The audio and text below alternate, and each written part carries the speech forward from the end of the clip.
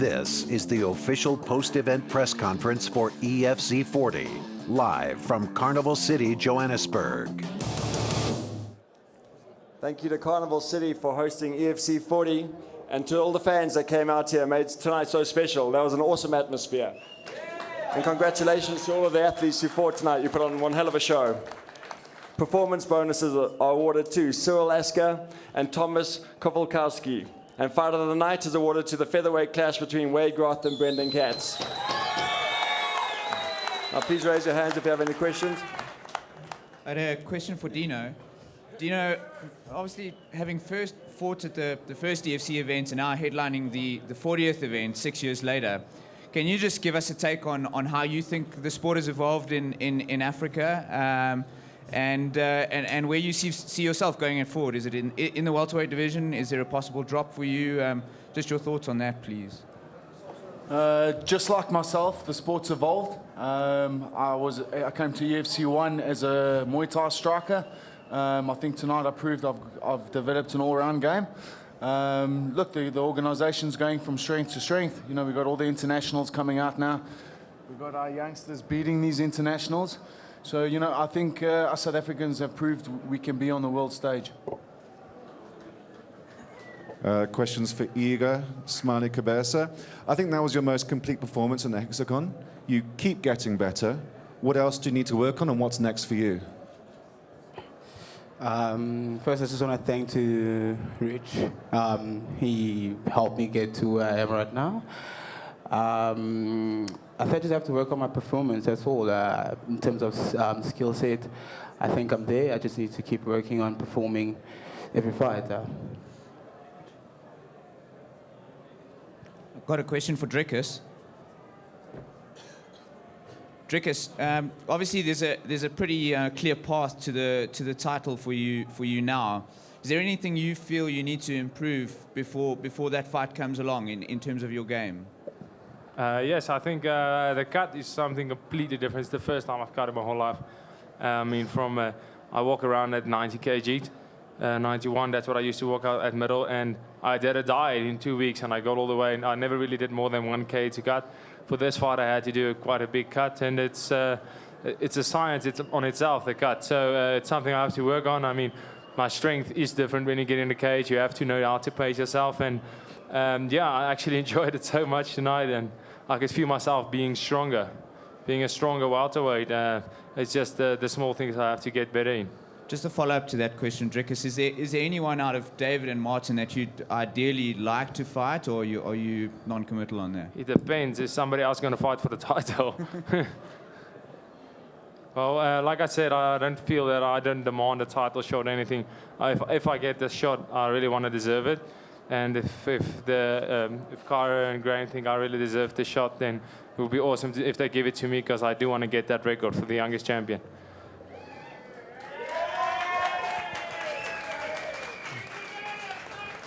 My question's actually for EFC President Cara Howarth. Cara, is Cyril Asker the #1 contender for Andrew Van Zyl's belt, and when can we see that fight happen? Undoubtedly. You know, Cyril put on a hell of a performance tonight, taking out Ruan, a former champion, most dominant heavyweight in our history. And yeah, Cyril dispatched him in the first round, and he will be fighting Andrew Van Zyl. We will make that fight happen, and we're hoping to do that in October. Good evening. Congratulations on a great event. To follow up with that, can we just get some information from Ruan? What happened there with you not coming out in the second round? What was the reasoning behind that? We saw you looked rocked, but can you elaborate for us, please? Yeah, no. Hats off to Cyril, you know, better fighter on the night. I did say, you know, I'm one of those fighters that, you know, don't talk title shot and I want the title and everything.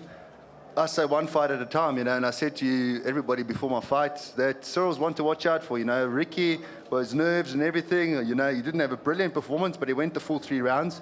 But I watched these previous fights, you know, and I said, the guy's phenomenal. He's a phenomenal athlete and he's very good.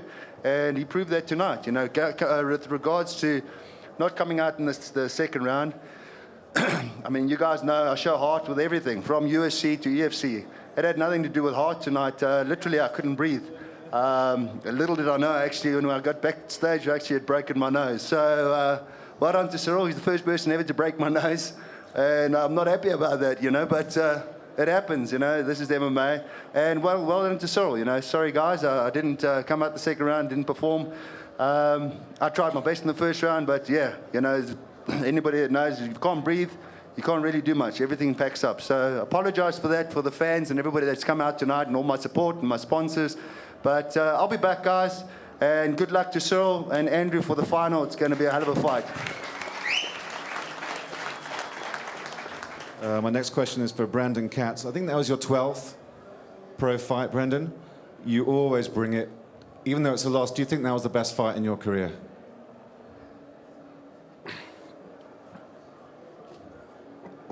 Man, honestly, I didn't come to talk, I came to fight.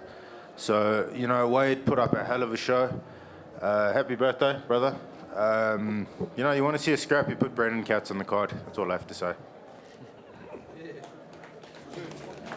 Caro, we've seen Cabeza now. He's on a magnificent streak. And we've got Themba Garimba, and they're coming out of the same gym. What's happening in that lightweight division? Are we seeing Themba against Leon, or are we seeing a Cabeza against Leon? What's happening there? We're seeing Themba Garimba versus Leon Maynard. We're also working towards getting that fight done in October. And you know, with Iga, that's the way it is. You know, he's in that division. There's talk of him dropping down to featherweight, but obviously that's their decision to make. Otherwise, he can sit and wait and see what happens between Leon and Themba. And to follow up on that, Iga, what are your thoughts on dropping down to featherweight? Like I said last time, we have to sit down with the camp. We have to decide what we're going to do. But in terms of going down to featherweight, it's not a problem for me. But like Rich knows, we'll just have to sit down and decide. Question for Danny. Danny, firstly, welcome to Africa. Sorry you couldn't come in summer and catch a tan. Next joke. Have you got your eye on anyone following tonight's performance? It was a really impressive performance. Do you see a possible path to the title? Is there anyone you've got your eye on? Yeah, there is one guy, one of the Buirski brothers at featherweight. I wouldn't mind a Matt run at Buirski. him. That's the one, yeah, Matt. Yeah, that'd be a good contest, I think, for me next.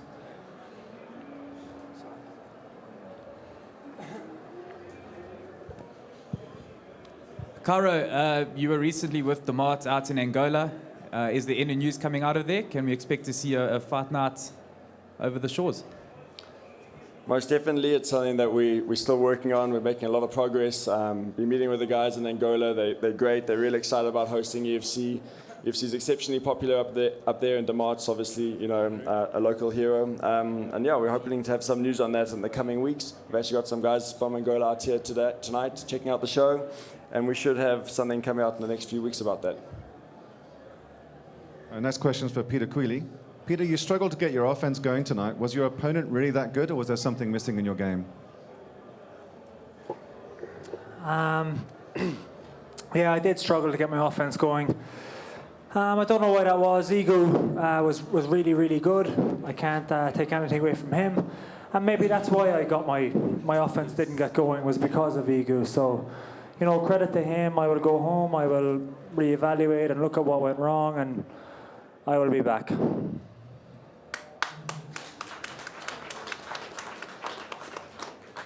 Question for Cyril.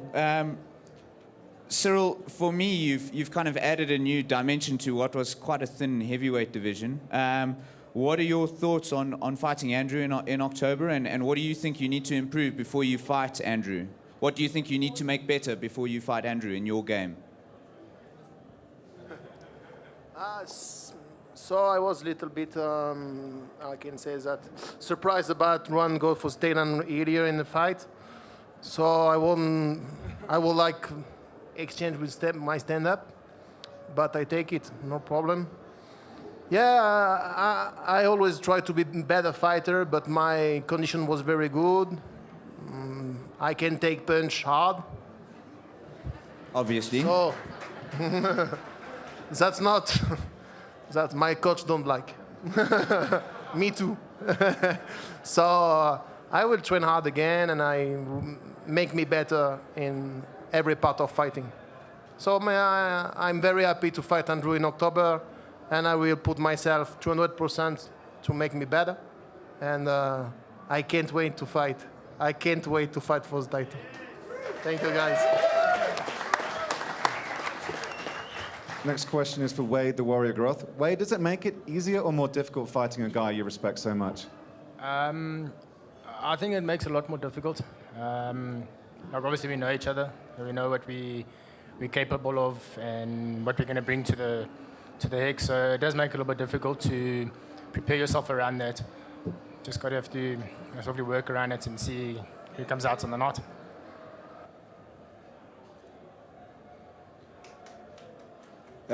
Last question for Peter Quealy. Peter, you said before that you don't, or you said in an interview before that you don't necessarily like cutting weight. Are you comfortable at lightweight, or would you prefer to move back? Yeah, I don't really like cutting weight. It's not a huge cut for me. What I weighed in the ring tonight is probably the same as what I weigh when I fight welterweight. I weighed about 77 or 78 tonight. That's what I weighed when I fought Kabulu. I bring a speed advantage when I fight at welterweight, and I don't have to cut any weight, so I enjoy that. But this weight cut did not go bad. That's not why I lost this fight. It's not why Igu won this fight. The weight cut went well. I felt good. Igu just performed better tonight, and the weight cut was not an issue. So I want that to be clear. See you back here at Carnival City for EFC 41 on 11 July for Penna vs. Doyle and Opperman vs. Cleland. Good night.